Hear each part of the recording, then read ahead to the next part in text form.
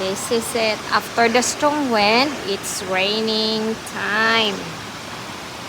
Ay, heavy rain. Ayan. Grabe.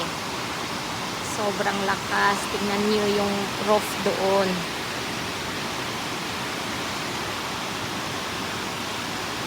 Oo, yan na. Lakas ng ulan. Umpisa na siya. Mabuti ulan lang, walang malakas na hangin. Kasi nakakatakot na siya.